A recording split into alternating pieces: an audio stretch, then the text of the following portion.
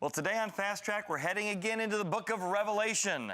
And with that, we're going to find out that someone wants to be president of the world. That's right. And, the thing about being a Christian is we should have a healthy skepticism toward people who want consolidated power. So in order to do that today, we're going to do a little let's make a debate. I'm going to try and run for president of the world, actually, in honor of... I am going to be the reporter, finding out if he's really worth our time. And what's interesting is if you look at the different characters in the Bible, you find out that except for maybe Daniel, Joseph, Jesus, almost everyone else is a complete scoundrel. And so I'm actually going to get little characteristics. They're going to come up on the bottom of the screen that will tell you who I am.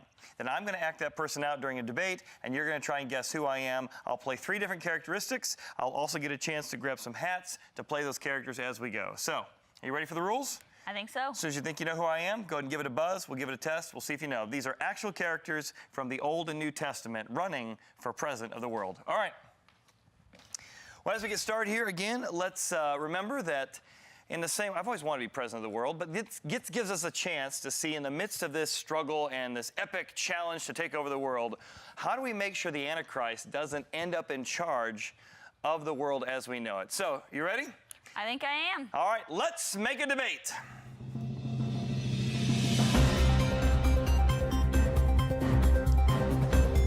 Candidate number 1. How are you going to fix the economy of the world?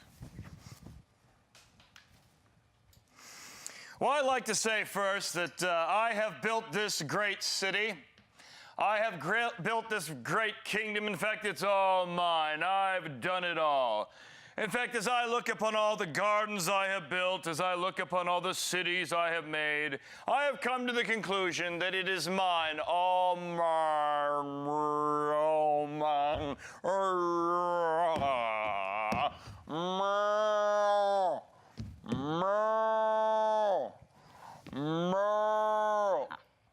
Well, that was interesting. Candidate number 2. If you are president of the world, how will you create world peace?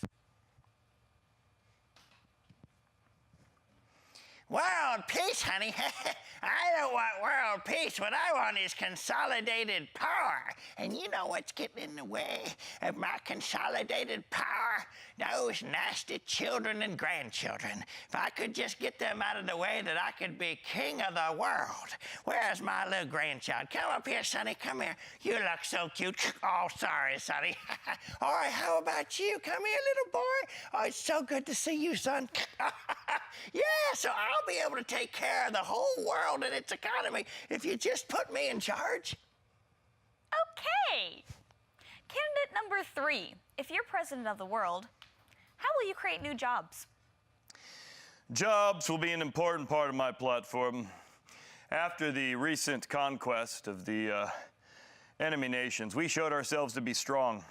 We showed ourselves that our gods are stronger than their gods, and we found that we not only had a strong military, but we also... Oh my goodness, it's a rat infestation. Oh my goodness. Can I take a moment? I know we're in the middle of debate. I need to go use the little boys' room if I could. All right. Oh, man. I hate hemorrhoids. I hate hemorrhoids. Oh my goodness, I don't know how I take care of the problems of the world when I'm dealing with rats and hemorrhoids. Candidate number 1.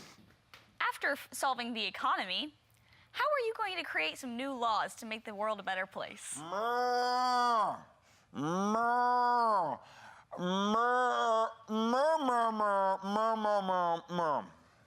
Really now? No.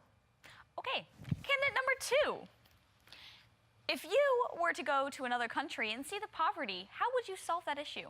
I'm not worried about poverty, little lady. I'm worried about my own money. So as long as we can get rid of all the children and grandchildren, I'll be in charge and I'll be queen and everything will be fine.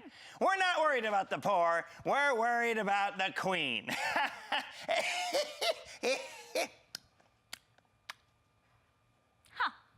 Candidate number 3. If you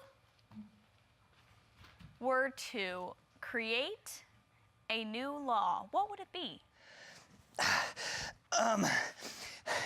I would find out how to take care of the healthcare problem in our city. Oh my goodness. Get that ark out of here. Get that ark out of here. Send it back. We need to do what? We need to offer 5 golden hemorrhoids. 5 golden hemorrhoids. What does a golden hemorrhoid look like anyway? How would we make a law against this kind of thing? Golden hemorrhoids? What do you do with that? All right, you think you know who they are? I hope I do. All right. Who do you think they are? So character number 1 was? Character number 1 was All right. King Nebuchadnezzar. All right, so what happens? King Nebuchadnezzar, Book of Daniel, what do we know about him? Turns into a cow. Well, he takes credit for everything he does. He does not give God glory for what he does in the midst of it. And so, because of that, God judges him for his narcissism, for his taking glory for God setting him up as a king. And because of that, he turns into a cow. And this isn't just a fanciful story, actually. It's called bovanthria, bovine thrapia. It's actually a condition psychologists have noticed. When narcissism comes to its full place, you actually think you're an animal. So, good job. You got the first one right. Second one? Second one was... A little more Can't obscure. remember her name. Uh-huh.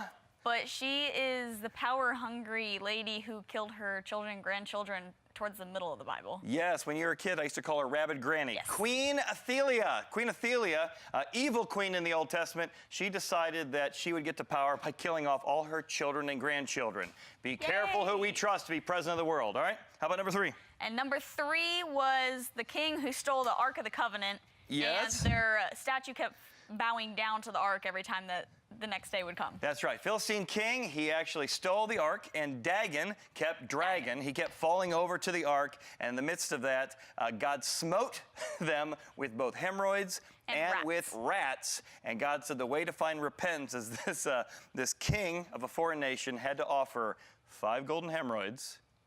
How do you make a golden hemorrhoid out of gold? And 5 rats. So you got it, president of the world, and this is why as Christians we got to be so careful. The human heart is so broken. So as we move into the Revelation today, as we look at the Antichrist coming to power, we need to be very, very careful. The human heart is desperately wicked. It wants money. It wants power. It wants to be its own God. So be careful who you make king of the world. Be careful who you make king of the universe. So as we jump in today, look around, find your tic-tac-toe board, and let's jump on The fast track.